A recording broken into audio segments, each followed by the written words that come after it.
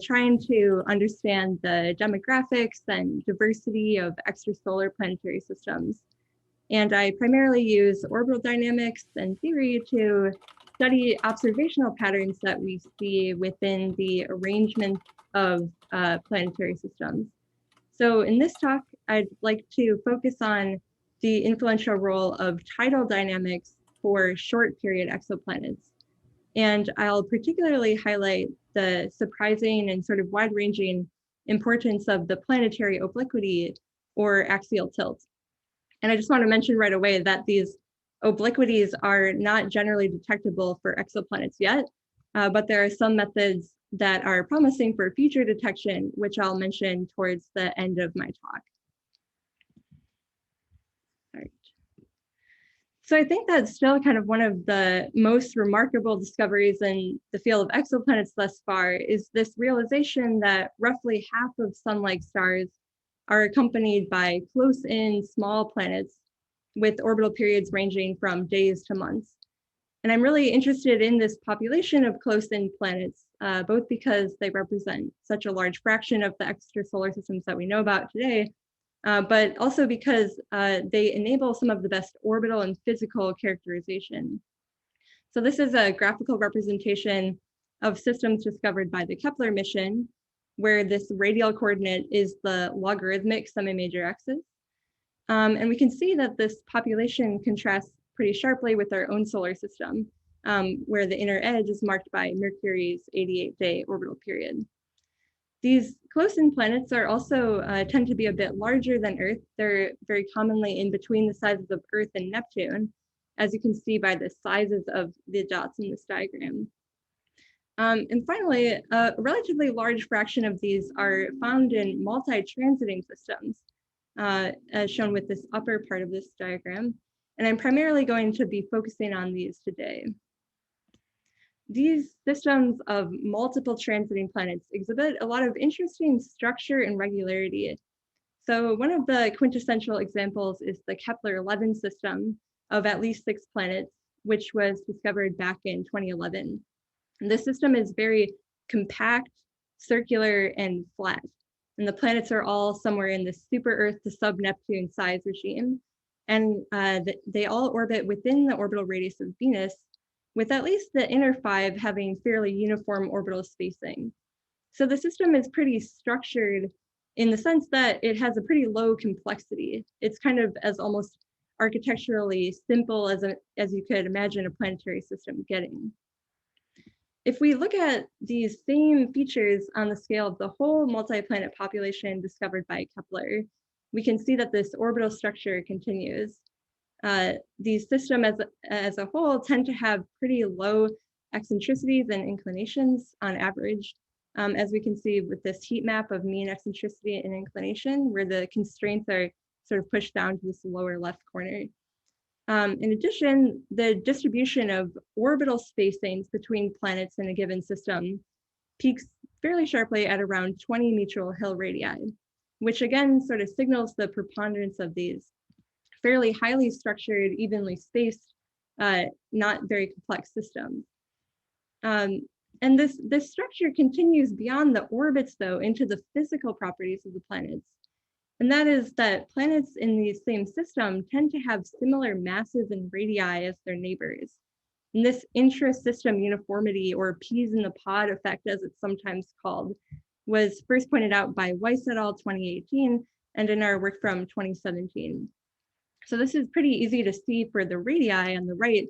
If you kind of scan your eyes down through these various systems, you can see that planets in a given system tend to have radii that are more similar to their neighbors than they would be if they were just drawn randomly from the population.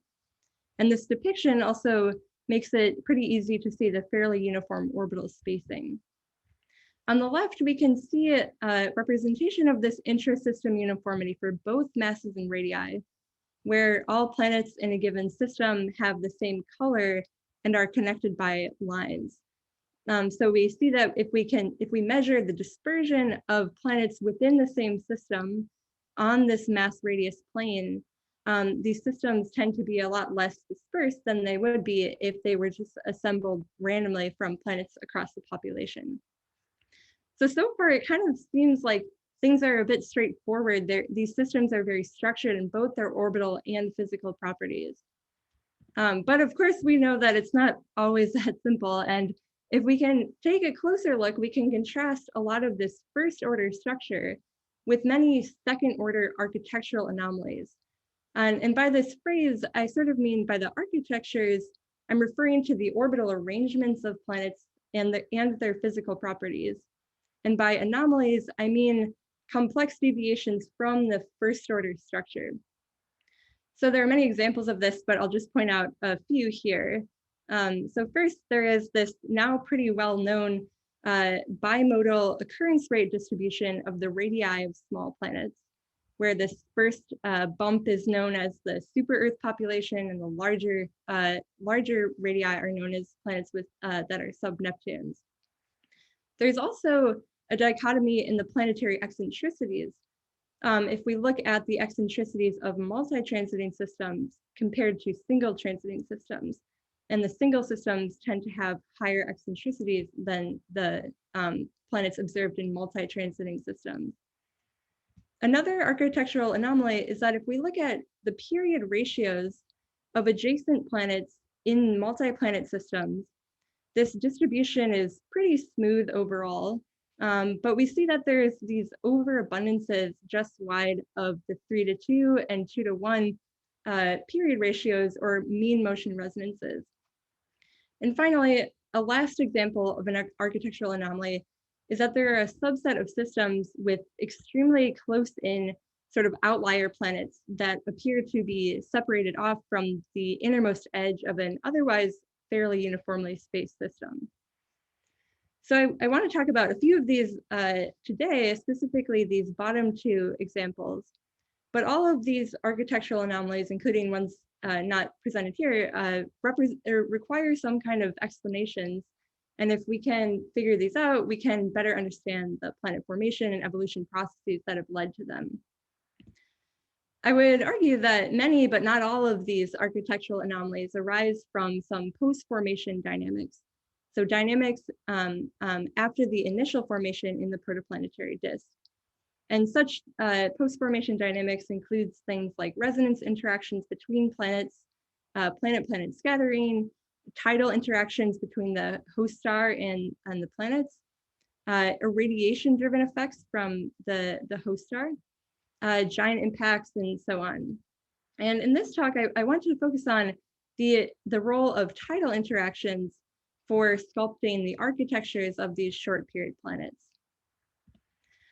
Tidal interactions are particularly important for short period planets because of their really steep inverse distance dependence. The magnitude of the tidal force goes out as 1 over distance cubed. And so this leads to a significant tidal distortion in the direction of the star for very close-in planets. And whenever this tidal bulge is forced to shift due to orbital or rotational motion, this leads to interior energy dissipation or tidal heating in the planet.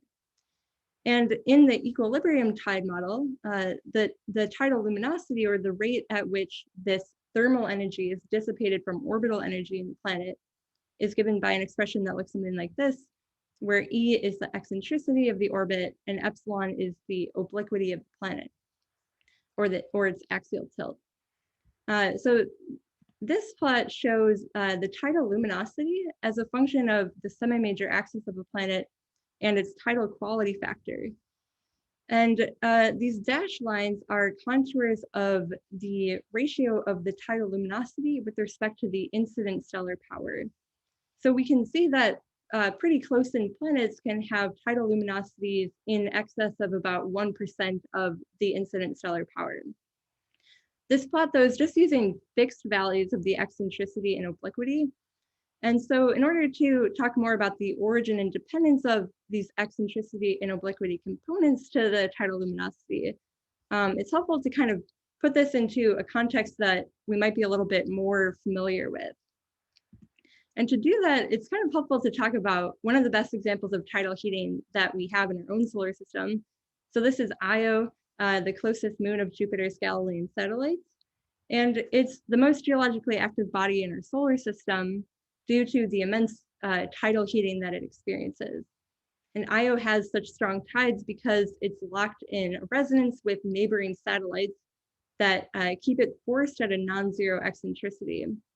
And this non-zero eccentricity means that there are continual changes in the strength and the direction of the tidal force from Jupiter that stretch and squish Io's interior and lead to this interior friction and heat deposition. But in addition to eccentricity tides, you can also have what are called obliquity tides. So imagine now that Io's orbit was circular, but that its spin axis was tilted off of its orbital axis. In this case, the orientation of the tidal bulge raised by Jupiter changes with respect to Io's equator every orbit. And so this tidal bulge is sweeping across Io's surface every orbit and leading to similar stresses and strains in its interior. In general, then, both eccentricity tides and obliquity tides contribute to tidal heating. So here's a look at this in 2 dimensions, where the color bar is the normalized tidal luminosity. And here we have eccentricity and obliquity. And I mentioned earlier that these Kepler multi-planet systems that we know of generally have pretty low eccentricities. And so in this regime, obliquity tides can be a pretty significant effect that can be stronger than that of eccentricity tides. However, these obliquities have been kind of largely ignored in the field thus far, and this is because it was largely assumed that the obliquities were zero, because there wasn't necessarily much reason to think otherwise. But in this talk, I want to give some reasons for why we maybe should think otherwise, and I'll largely be focusing on the role of non-zero obliquities. So for the remainder of the talk then, I want to propose that tidal interactions, and particularly obliquity tides, might offer some explanations for some of these architectural anomalies that we see in the short period planet population. And I will today discuss 3 specific examples. The first topic I'd like to focus on are these so-called ultra short period planets, which I alluded to a little bit briefly earlier on when I was giving some examples of these architectural anomalies. The primary question that we're trying to address here is, why do we see some planets with extreme proximity to their host stars? Extremely close-in planets are particularly peculiar if we think about the fact that planets form in disks, then they shouldn't be able to form inside the inner edges of these disks. And these inner edges are thought to be controlled by magnetic truncation and are thought to be about roughly a 1-day period. However, we do see planets inside of 1-day orbital periods, sometimes down to just a few stellar radii. And you can see, as we can see this in the occurrence rate distribution of planets versus period in this plot here. And this population inside of a 1-day orbital period are called the ultra short period planets, or the USPs, as I'll refer to them here. And it's generally agreed in the field that these USPs probably did not form where they're currently found due to this issue mentioned above, but that they migrated from larger orbital separations. And so the question is, how did that migration happen? In trying to solve this, we can attempt to kind of put some of the observational pieces together. So first, these USPs are pretty rare, occurring only around about 0.5% to 1% of sun-like stars.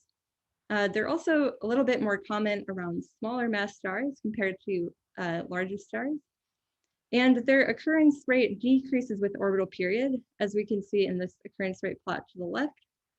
And finally, they tend to be pretty small planets.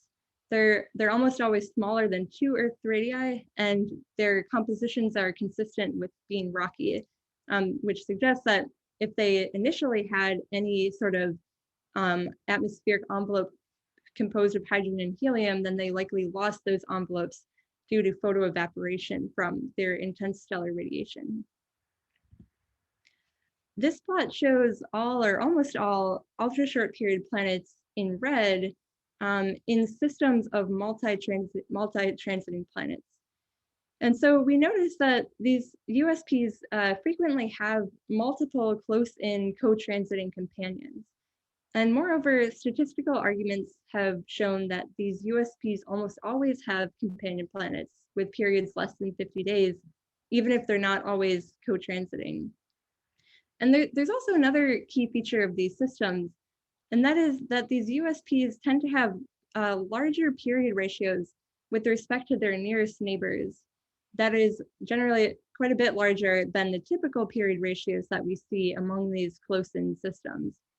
So this is a suggestion then that these USPs might start out at the inner edge of a close-in multi-system with a more typical period ratio before then sort of migrating inwards.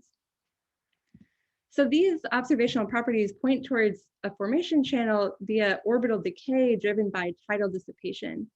And as I discussed earlier, one way that a planet can experience tides due to tides raised on it from its host star is if it has a planetary obliquity or axial tilt between its orbital axis and spin axis. And one way to maintain a non-zero obliquity in the face of dissipation is a configuration called a Cassini state, which I will describe in more detail soon. So here I'm going to go through this new theory for the production of ultra-short period planets from the innermost edge of these close-in systems. And I've named this Obliquity-Driven Tidal Runaway. The process can be described in 3 component steps that I'll go through in more detail. But first is entry or capture of the planetary spin axis into Cassini states with non-zero obliquities. To illustrate how this works, consider just having a 2-planet system with a slight mutual inclination between the 2 planets' orbits that is a little bit exaggerated here. And we want to understand how the obliquities of the planets behave in this configuration.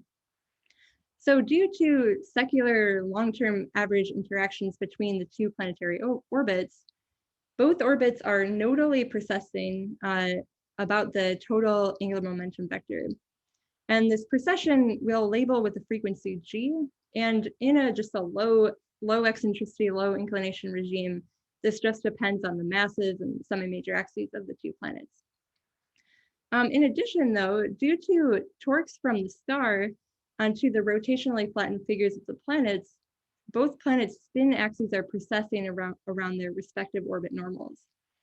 And this spin axis precession we'll label with the frequency alpha. So the comparison of these 2 frequencies, the orbital precession frequency g and the spin axis precession frequency alpha, dictates the resulting dynamics. In this precessing orbital frame, Cassini states are the equilibrium positions of the planet's spin vector. So that is, they are the points where the spin vector is fixed in this rotating frame. And the condition can be written with this expression here, where g and alpha are the frequencies I just defined, and epsilon is the obliquity of the planet, and I is related to the orbital inclination. So there are up to 4 Cassini equilibrium states that satisfy this criterion, and they depend on the ratio of g over alpha of the orbital precession for the spin precession frequencies. In the presence of tides, though, only states 1 and 2 are the only stable states. And so this right panel is a closer look at these 2 states 1 and 2 for different values of the inclination, which I'm showing with these different opacity lines. So the key idea then is that for these close-in planets, tidal dissipation will rapidly force the planetary obliquity to equilibrate in either state 1 or state 2.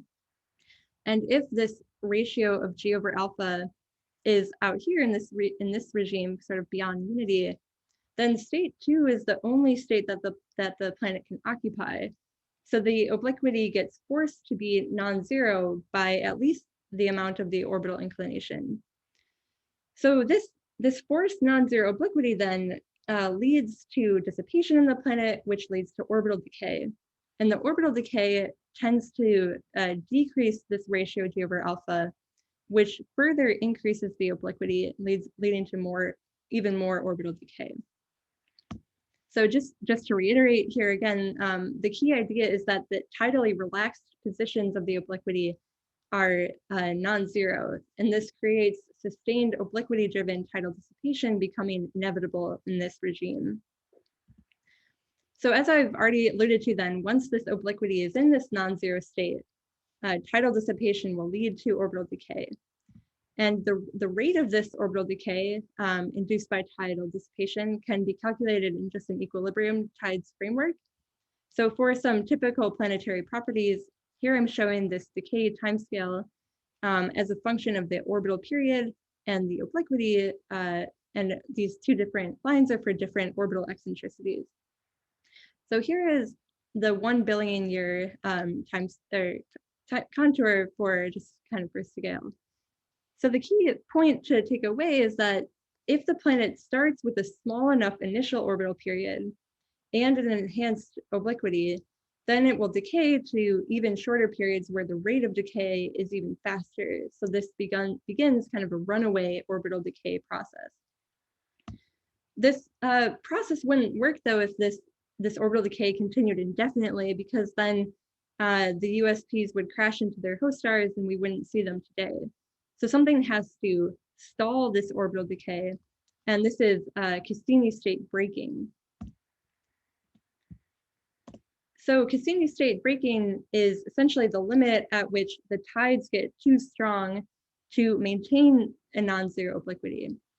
So as the orbit decays and moves up this Cassini state 2 branch, the obliquity eventually becomes too large to be stable due to tides, and it breaks out and jams back down to state 1, which is a much smaller but actually still non-zero obliquity.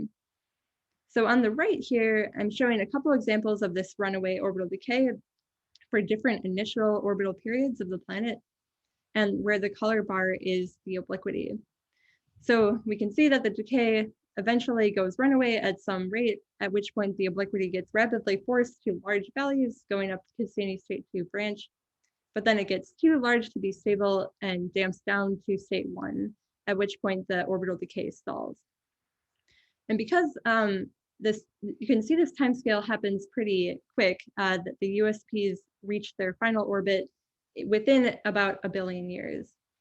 And because that happens so fast, we're not very likely to see this rapid decay in real time, but there is one example of a system that might currently be undergoing that process, and this could be confirmed with some follow-up observations.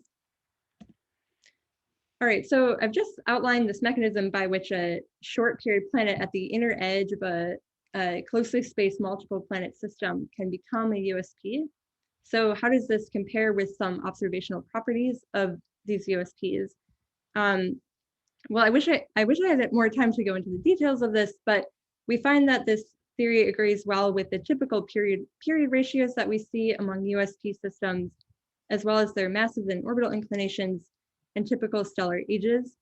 And it also seems to agree well with the occurrence rate trends that we see with stellar type. And these plots try to illustrate that in some detail. So what I'm showing here is as a function of the mass and the initial semi-major axis of kind of the proto-USP, the innermost planet, these solid regions are showing the space that this innermost planet is susceptible to becoming a USP through this mechanism.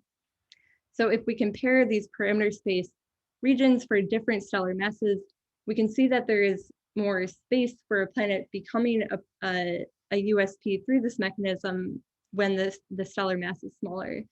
So this is in the same direction of the observational trend that has shown that USPs are a little bit more common around smaller mass stars. And as far as testing this theory of USP production with further observations, there are some things that we can do. So first it would be interesting to obtain some better constraints on the eccentricities of the companion planets in USP systems. And this can be as a check to see that eccentricity tides have not played a strong role in the tidal migration. And second, I didn't have time to talk about this in detail, but one of the predictions of our hypothesis is that these USP orbits tend to end up fairly aligned with the spin axes of their host stars, whereas the companion planets tend to be a little bit misaligned. And future observations of the stellar obliquity, or the angle between the stellar spin axis and the orbital axes of the planets, could help check this. And this, both of these tests can become more possible as the TESS mission is discovering more USPs orbiting bright stars. A question? Yeah. Before you move on. Yeah, that was good timing. So the tide is a strong function of the ratio of orbital semi-major axis to the stellar radius, and you were plotting the positions of the USPs just in period rather than in, say, ratio of. So one might, I would have thought, not being an expert on this, expect some structure in the USP orbits if you plot their size relative to the stellar radius. Does anything like that emerge, or? That is a great question, and I have not seen such a plot of the data, so I can't really comment on that, but I think that would be an interesting thing to check. I mean, I guess this does, as I understand your explanation, depend also on the initial inclination. Yeah, there are quite a few sort of variables that matter in terms of whether or not a USP is susceptible to this mechanism, including like the masses of the companion planets. Yeah. So each individual contribution kind of adds up to making it such that it could potentially wash out some sort of features that we would see it. But I agree that it's worth checking sort of an A over R star sort of distribution. Okay, thanks. Sarah, if you go back to that one slide that, previous slide. Oh yeah, this one. Yeah, this one, the left-hand side, which I have some stake on. I don't think you can use eccentricity to check anymore because in any of the theories, eccentricity by now is gone. So in that sense, it's not, I think it's not possible to check. By the way, the distribution in terms of stellar radius is kind of smooth. I mean, decaying inward, but kind of smooth. Let me also ask another question about Cassini state. So to have Cassini state, you require the planet to be rigid, to have some kind of permanent quadrupole.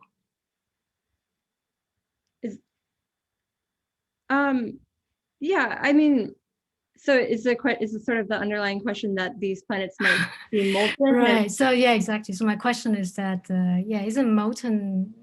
I mean, by these distances, the temperature of the surface is 2,000 Kelvin, 1,500 Kelvin. Yeah. So have you considered that aspect? I'm not sure it's important, but I'm just curious. Yeah, no, that's a great question, and I think that it's sort of just not well known at what point the planet will be so molten that it wouldn't be able to hold a quadrupole moment. But I think that it's sufficiently not well known that it requires further explanation, but that it seems that as long as the planet can maintain some level of a oblateness, that this effect would be acting on its overall sort of rotation. Well, in your downwards, you have this downward rapid spiral in, right? In that phase, presumably I haven't checked the number, but presumably the tidal heating could be hot enough to melt it. So that's another potential complication. But it's fun, to think about it. Yeah, I think that is I've also seen some preliminary work that USPs are a little bit under dense compared to what we'd expect for just Earth-like compositions. So there's some suggestion that maybe the molten construction of them is making them less dense overall. So I think that these sort of energy computations should be undertaken to see to what extent they are molten and how that's affecting the overall picture.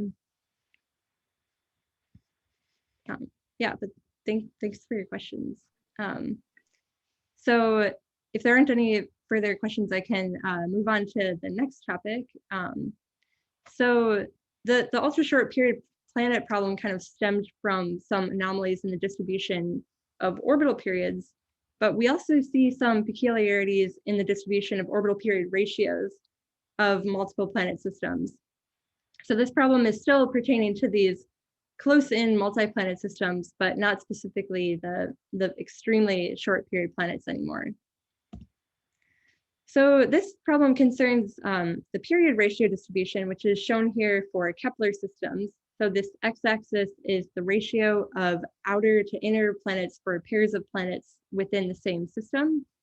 And a feature that has been frequently noted here for some time now is that there's a statistically significant excess of period ratios just wide of the first order resonances, shown here, the 3:2 and 2:1 resonances. It's a little bit hard to see here, but if we zoom in near 2:1, for instance, you can see that there's this excess just wide of 2:1 and a deficit inside. So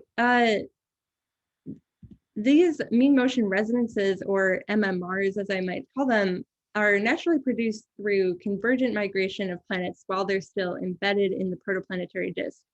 So essentially, these planet disk torques lead to orbital migration in the disk. And if this migration proceeds convergently between two planets, as shown in this kind of example simulation on the right, then the planets can get captured into a mean motion resonance, such as a 3:2 resonance as pictured here. And they'll stay captured in this configuration even while undergoing further migration. So several authors have shown that if these planets first get captured into mean motion resonances through migration of planets in the disk, and then subsequently after disk dispersal, they undergo some amount of tidal evolution due to tides raised on the planets from their host stars, then these tides will cause the period ratios to evolve to period ratios slightly wide of the exact commensurability in the direction that we see this observed offset. But the problem with this is that several authors have found that there would have to be a significant source of extra dissipation, or that the planets have to be pretty efficient at dissipating tidal energy if we're just accounting for eccentricity tides alone.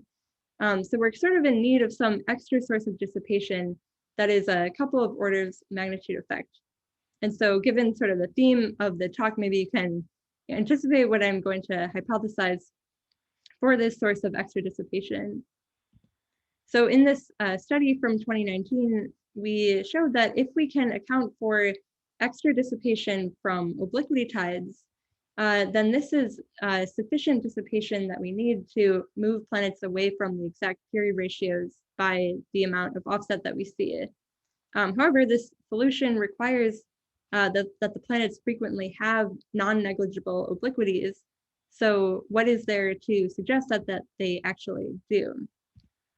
So it's not that these planets just can have high obliquities, but we actually are expecting them to due to obliquity excitation from a dynamical resonance called a secular spin orbit resonance.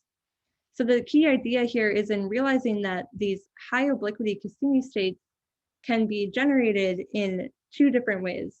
So the first way is, as I was discussing earlier for the ultra short period planets, if this G/alpha ratio evolves through tidal orbital decay, kind of leading to an excited Cassini state too.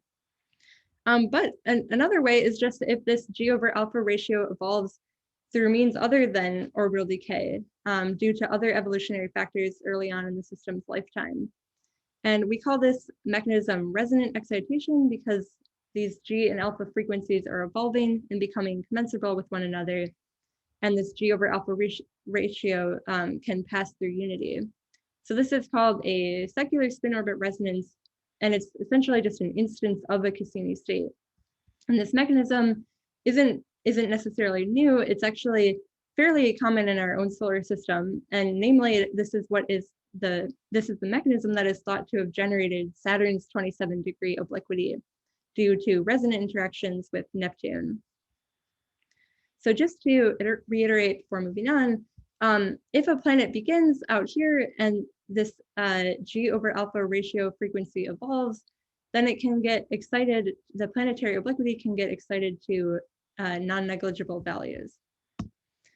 So we showed that these close-in Kepler planetary systems are highly susceptible to this obliquity exciting resonance And this is because it so happens that their typical orbital precession frequencies, as I'm showing with this blue solid histogram, tend to have very similar values as their spin axis precession frequencies that I'm showing with these dashed histograms. So therefore, as the system can evolve early on and the G and alpha frequencies can become commensurable, then systems can evolve into these secular spin orbit resonant encounters that produce large planetary obliquities. So we should expect that these high obliquities might be a frequent occurrence for these systems and could be important for their planets. So this has been a little bit of a qualitative discussion so far. So in order to give you a little bit better sense of how this process works and how these planets get captured into these high obliquity states, I'd like to show you just an example of a spin orbit evolution simulation showing what happens to a young planetary system as it evolves and encounters these resonances. So I'm just going to start out with a star and 2 planets with all bodies endowed with structure, meaning that I'm not just accounting for their point mass gravitational potential. And the key idea is that in order to get into the mean motion resonances in the first place, the planets have to migrate at least a little bit in the protoplanetary disk. And so in this example simulation, we're starting them out slightly wide of a 3-to-2 mean motion resonance and imposing some amount of migration that leads to them getting captured into a 3-to-2 resonance. And finally, in addition to just the Newtonian gravitational point mass accelerations, I'm also accounting for accelerations on the bodies due to the quadrupolar structure of the host star, as well as their tidal and spin evolution of the planets. All right, so this orbital migration changes the orbital and spin precession frequencies and leads to spin orbit resonant encounters. So in the top plot, I'm showing obliquities as a function of time, and the bottom plot, the periods of precession as a function of time. So if we focus on this bottom plot first, the blue and the green curves are showing the periods of precession of the spin axes of the inner planet and the outer planet, respectively. And the purple curve is showing the period of the orbital precession, which is the same for both planets in this 2-planet system. So here we can see that the inner planet first encounters the resonance from below, at which point its spin and orbital precession periods are equal, and the obliquity gets resonantly kicked to about 30 degrees or so. However, this resonance can only be captured in one direction rather than the other, and so it later encounters this resonance from above, at which point its spin period gets forced to equal its orbital precession period, and the obliquity gets resonantly excited to around 50 degrees or so. And this obliquity evolution stops evolving once the migration stops and the orbital and spin precession frequencies stop changing. So this planet gets just kind of locked into this resonance and can potentially maintain this high obliquity state indefinitely. So this means that it can be experiencing this pretty enhanced tidal dissipation and heating for a long time scale. So that example simulation just demonstrates what we expect to be happening for at least some subset of these systems near these mean motion resonances to create this system-wide pileup. There are, though, some kind of interesting additional layers to this problem, and that is because of some of the details that happen near the mean motion resonances, our hypothesis predicts that planets wide of resonance should have larger obliquities on average compared to planets just inside the resonance. But now, if these planets are experiencing significantly stronger tidal dissipation due to their enhanced obliquities, then we should expect that if these planets have any amount of atmospheric envelopes, that this should puff up their atmospheres and lead to some amount of radius inflation.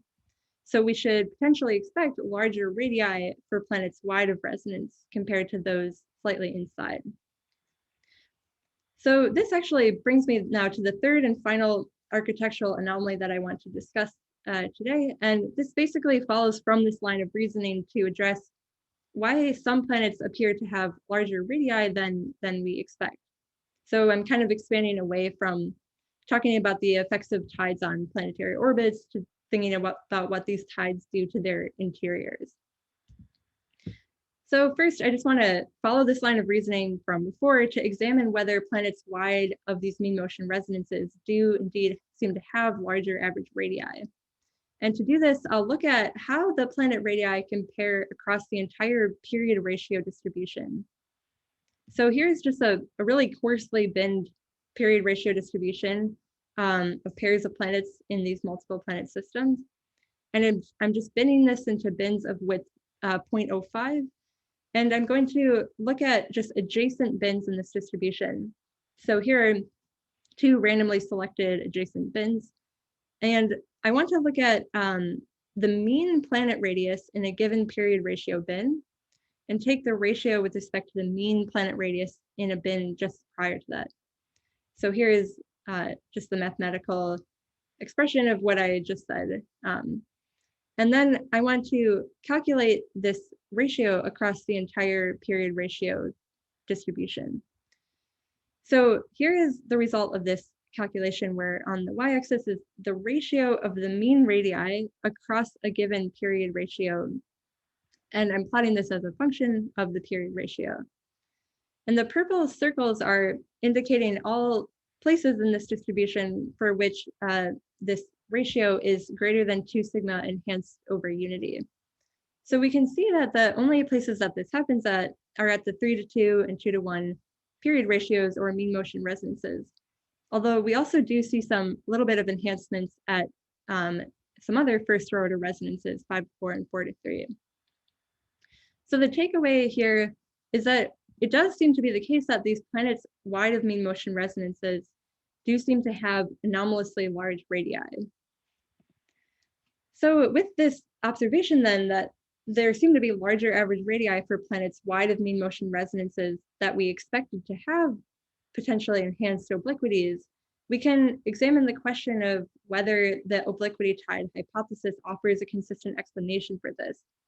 So to address this, I built onto an interior structure model from Chen and Rogers 2016. So this model consists of a spherically symmetric planet with a heavy element core and a gaseous envelope dominated by hydrogen and helium. And this envelope is evolved using the 1D stellar evolution code called MESA. So many people are more familiar with this for modeling stars, but it also is slightly lesser known that it has functionalities for modeling planets as well. And my only modification to this model is simply to include extra interior dissipation in the planet that we expect to be arising from obliquity tides. All right, so to get a sense of how much these obliquity tides result in significant radius inflation, I ran a large suite of planet models. And within this Monte Carlo exploration, there are 4 key parameters that I'm varying: the amount of mass in the planet, the fraction of that mass in the hydrogen and helium envelope, the strength of the incident stellar radiation, and then the strength of the obliquity tides. The first goal then is just to quantify the magnitude of this tidally induced radius inflation. And so to do this, we can compare the behavior of simulations that include tides compared to when we leave tides out of this structural evolution. So this plot is showing the ratio of a planet radius when we include tides in the model compared to when we ignore those tides.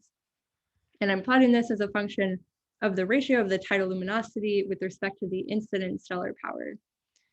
So it's pretty clear that tides can pretty substantially inflate the radii of these planets when this ratio is greater than about 10 to the negative 5. And beyond this, we can see that tides can inflate planet radii by up to about twice their size in the most extreme cases.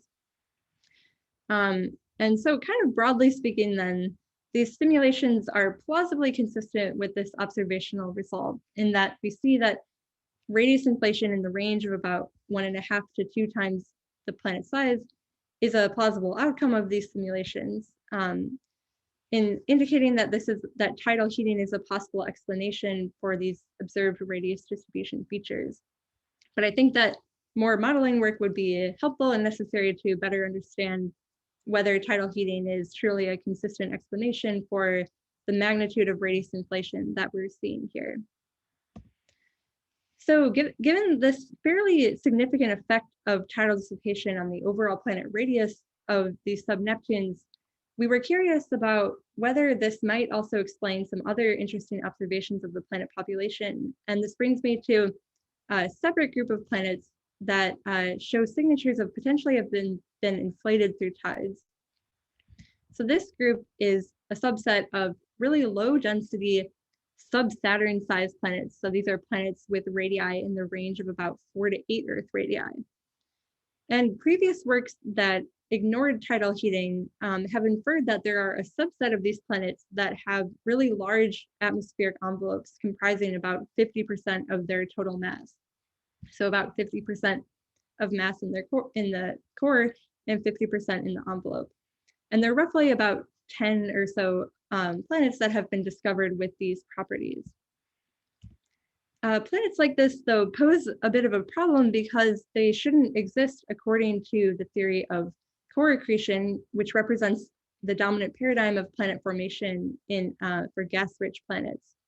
So this theory holds that if a solid core forms before the dissipation of the protoplanetary disk, then it will accrete gas from the disk at a rate that is set by its internal cooling. And when the mass in the envelope reaches a threshold that's approximately equal to the mass in the core, then this envelope will hydrodynamically collapse under its own self-gravity and undergo a phase of runaway gas accretion that transforms the planet into a gas giant. So this theory predicts then that we shouldn't find many or perhaps any planets right at this threshold with 50% of mass in their core and 50% in their envelope. And so the fact that we have found some planets right at this threshold sort of poses a little bit of tension for this theory. We proposed a solution that maybe most of these sub-Saturns are not quite as gas-rich as their masses and radii suggest, but rather their envelopes have just looked really large because they've been inflated through tidal heating, mainly from eccentricity tides, but potentially also from obliquity tides. I want to illustrate this with an example for this planet, K2-19b, which is a sub-Saturn with an orbital period of about 8 days and an observed eccentricity of about 0.2. And when we just use standard core envelope structural models that ignore tidal heating, we infer an envelope mass fraction of about 45%, which is pretty precariously close to this 50% runaway threshold. But if we include tidal heating in the interior structure model, we find these contours illustrating the posterior parameter distribution in the tidal quality factor and in the envelope mass fraction after we include tides. So we assume here that the eccentricity is fixed at this 0.2 observed value, but these different colors are showing different values of the planetary obliquity. So essentially, we find that the planet is a lot less envelope rich than it initially seemed after we account for the fact that tidal heating has inflated some of its atmosphere. And the more dissipative the planet is, indicated by a lower tidal quality factor, the larger the inflation is and the smaller envelope fraction that we need to match its observed radius. So we can see that the actual envelope fraction could be as low as 5 to 10%, depending on the obliquity and the tidal quality factor. And this kind of resolves previous tensions that had its estimate much closer to 50%. This K2-19 example raises some questions about how much the degree to which other sub-Saturns have been shaped by tidal inflation. And so here we looked at the whole population of sub-Saturns with well-measured densities. And this plot is showing the comparison of the envelope mass fraction estimates when we include tides in the calculation compared to when we ignore tides. And we're for each planet has these two estimates connected by a line, plotted versus the tidal luminosity. So we observed that many planets that were previously thought to have fairly large envelope mass fractions seem to have more modest values. and that most planets have fairly significant adjustments to these envelope fraction estimates when we account for tides in their structure. And so in the bottom panel here, I'm just kind of accumulating all of these envelope fraction estimates when we include tides as shown by the red histogram versus when we ignore them.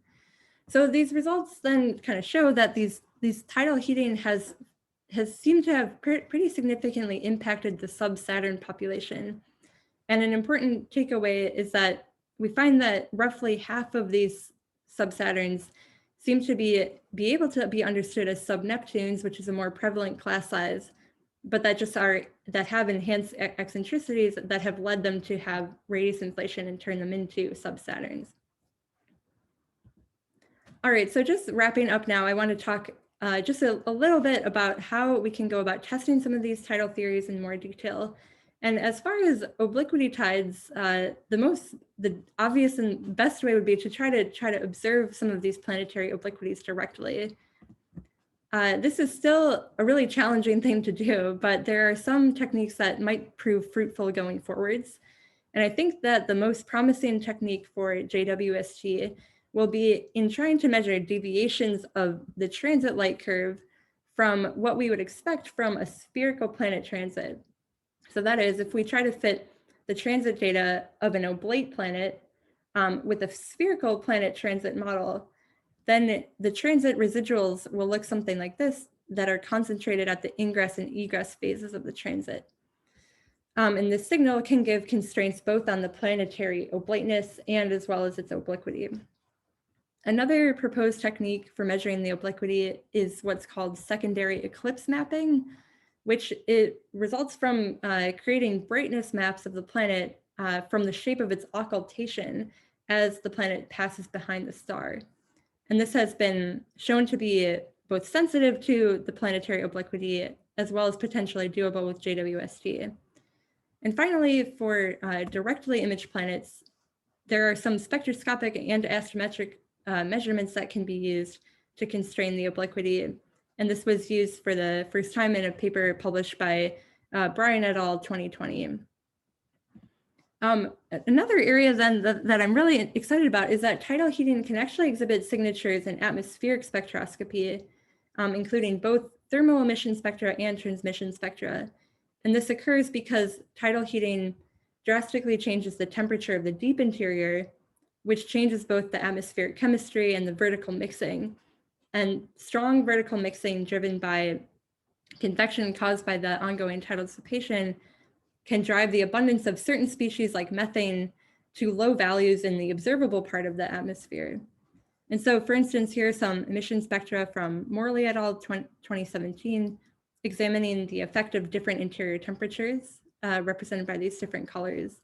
And changes of several hundred Kelvin can pretty drastically change the observable spectra. And there was also a nice paper from Fortney et al. 2020 that examined this effect in a lot greater detail. So these effects have just been begun to be explored in the literature, but I think this is an exciting frontier that will be really relevant with the incredible spectra that the community hopes to obtain from JWST. So this will allow us to explore in great detail the signatures of tidal heating on planetary atmospheres. All right, so just to sum up the main part of my talk now, these close-in planetary systems have a lot of interesting structure, but also some kind of weird anomalies. And the dynamics of tides, perhaps obliquity tides, seem to be important for these short period planets and can offer some possible solutions for problems in their orbits, including the ultra short period planets and the overabundances, wide of resonances, as well as some of their physical properties due to the influence of tidal inflation on planetary radii. And going forward, it will be helpful to keep examining these architectural properties and overall better understand sort of the dynamics and the diversity of this planet population. All right, so sorry that I'm right at the hour, but I welcome any questions that you might have. Thank you very much, Sarah, for your nice talk. Let's see here. So if any folks have any questions, you can go ahead and either speak up or raise your hand in the chat or the participants list. Yeah. Oh, looks like Yenshin has a question. I figure out how to raise hand. Yeah. So I know Haino and you cited that paper. Haino and Ari Silver wrote a paper. Haino, are you there? Right. Yeah. Maybe you could. Right. So that paper, with the point was the kind of QR theory, saying that tidal dissipation can move planets around resonances, because they showed that far away planets have just as many of this, avoidance of resonance as close-in planets. Does that matter for the obliquity theory? That their result shows that there's no. Right. So you're saying that like the pileup wide of resonance as a function of distance from the star is not very sensitive, because I know there's a recent paper from Choksky and Chang, 2020, that looked at that same effect, and they did seem to find some evidence that the offset from the exact period ratio increases for very close-in systems, which is a little bit of evidence for the tidal hypothesis. Haino, so Haino probably knows better. Did you follow this? I'm not sure what the latest papers said on that. I mean, what we just noticed is that I think the damping required would be just too high. But I'd need to go back to look at the new papers. Okay, so we don't know. Yeah, I mean, that was part of the motivation for us, was that that we need an extra source of dissipation in addition to the eccentricity tides, so that obliquity tides offer a lot more dissipation when the eccentricities are fairly low overall. So yeah, and I think that will definitely help. Well, so you can yeah, go ahead. Sorry. Sorry, this is Norm. I just had a more basic theory question. I mean, I know how the tidal forces scale with semi-major axis of the planet in the case of eccentricities, but I can't remember if they scale the same way with obliquity tides. Like the scaling I remember was 13 halves or something like that with the semi-major axis. yeah, I hear a little feedback. Going back to that one, right? So so this is the tidal luminosity, where K here encodes all of the semi-major axis dependence, and this term encodes the eccentricity and obliquity dependence. So it is A. That's the A dependence I was talking about. It's identical. Yeah. Yeah. So it really drops off dramatically with semi-major axis. Right. So then I think you'd see a big shift, which is presumably Hano's point, right? Yeah. So a recent paper looked at that and did seem to find some evidence that when you get for the smaller orbital periods, the offset from exact resonance was more enhanced. But perhaps it's not quite as strong as maybe a tidal hypothesis would suggest. Certainly look something you'd want to investigate. Exactly. Mm-hmm. Yeah. I think the issue is that we still just don't have a whole lot of systems right at the pileup. So it's still a small number statistic game, but I think that's a place where future discoveries with the test mission and so on could help build up our statistics and really investigate that to the degree that you could say tides have contributed or tides haven't contributed. Can I ask him? Go ahead. Just quickly follow up. I think I'm not sure if this is still the same, but I mean, our argument was not just that the tidal Q parameter or something is too strong or weak, but just that the amount of damping required itself would be too much, because you'd need to start with a large eccentricity in order to get the period ratio spacing that we observe, and as you know, when the orbits are crossing, then that doesn't make much sense.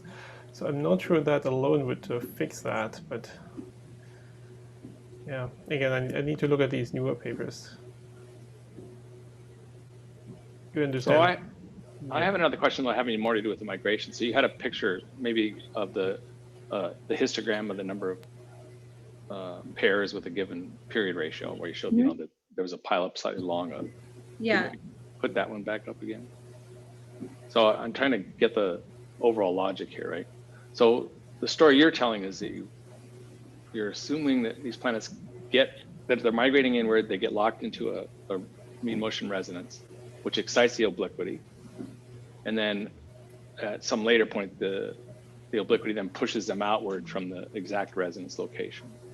Right. If I understand it right, okay. But there's plenty of other planets that don't appear to be in any mean motion resonance. I mean, not obviously. So the implication seems to be there then is it not, it's not the case that most planets migrated into resonance. There's some subset that did. Is that a fair statement or not? Yeah, I think the overall picture that we're considering here is that these close-in Kepler planets predominantly form in situ, and that they aren't undergoing long-range migration. So if you start with some initial period ratio distribution and a small subset of those get close to resonance and then undergo the tidal effects kind of post-dispersal. Okay, all right, that was what I was inferring, but it's good to hear you say that was your inference as well. Yeah, thanks. Do you mind if I ask a question? Yeah, go for it. Like a slide or two back, you had a really interesting plot showing that the tidal dissipation, which causes energy dissipation within the planet, and hence makes the planet brighter, can often be comparable to the luminosity of the planet, which is just due to reflected light from stellar irradiation. Is that correct? Like this one. Yeah.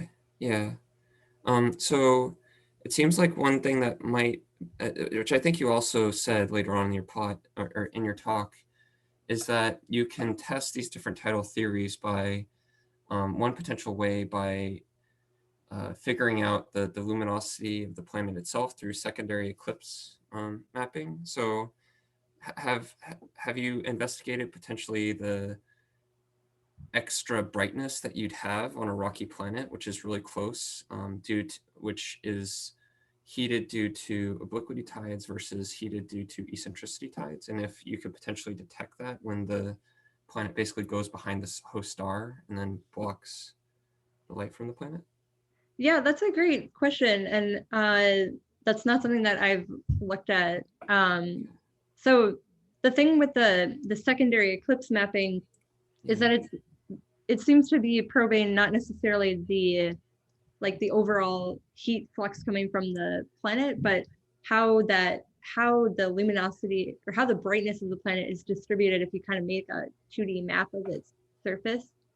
That you would see sort of asymmetries in the occultation curve based on how the brightness is distributed across the sort of whole face of the planet. But yeah, like it's those sort of calculations of how just the overall flux from the planet, I don't think have really been looked at in much detail.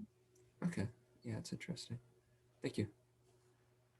But I guess, I mean, it's another thing that you can see in the thermal emission spectra is that it just results in the whole spectra being shifted based on the amount of flux that is being created from the deep interior. And then, so it's something that when we have better emission spectra from JWST, will also be playing a role there. Yeah, very nice, thank you.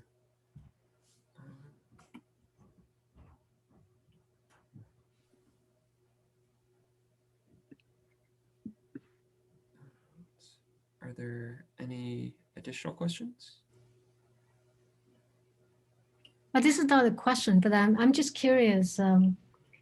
Is the viscosity, so talking about this permanent quadrupole of rocky planet, which is interesting. We know Mercury has one, and therefore it's in Cassini state, stuck in Cassini state. But if you imagine a sort of slowly increasing temperature of the surface, Mercury is dead, right? There's no magma ocean or no convection whatsoever. If you slowly increase the temperature near the surface, what happened to the viscosity of the rock? And what happened to any kind of mantle convection and the permanent quadrupole? I'm curious, has anybody looked into that? Have you looked into that aspect? So how does material property behave? Right. Raise the temperature. Yeah, I personally haven't looked into that. But I would be interested if anyone here has thought about that in more detail. Norm, have you looked into Not it? so much. So we know the viscosity sort of changes by orders of magnitude when you change temperature, right? It's called rheology. Well, but remember also, but it's not very well understood. I mean, in the case of the Earth, right? You have very high temperatures in the interior. That's right. But of course, there are higher pressures. So the rock still have some rigidity, right? Question, right. Does the Earth have a permanent dipole? It's got a permanent. Question is that how long that changes? What time scale does that change? Does it change on the mantle convection time scale? Or does it actually? Well, the mantle convection changes the quadrupole. That's right. That is what's believed to cause it, and that causes polar wander. And that's been going on since, well, a long time as far as we can tell, right? So yeah. So even though we have mantle convection, we still have a permanent quadrupole, and it's not being removed. Well, you might say because we have mantle convection, we have a permanent quadrupole. That's what produces the mass distribution, right? Is the well? I thought the glaciation produced the. Well, that changes the moment of inertia due to rebound, but there's an intrinsic quadrupole which is not due to the glaciation. It's just due to it's believed to be due to the convection. So there's a deeper quadrupole moment, which is not the surface crustal response. Right, exactly. And so having the surface at 1,000 degrees wouldn't really affect that because again, right, if you go down to lower depths, temperature in the Earth is way above that, but you still have some. How does convection give you a permanent quadrupole? It's kind of, I mean, convection. Oh, ask Chris. Yeah, Chris will tell you that because these stars do the same thing, right? You see the signature of the variations in the quadrupole moment. Well, does the L equals 2? Eccentricities that you see in binary in pulsars, right? Folks, I'm just gonna hold on a sec. No, cut us off. No, I'm not gonna cut you off. Like this, just want to mention we're entering into the discussion section now, and so I'm going to stop recording. And like, no, this is an excellent conversation. I'd love to keep on this conversation. I just want to mention that the seminar, if folks have other obligations to go to, then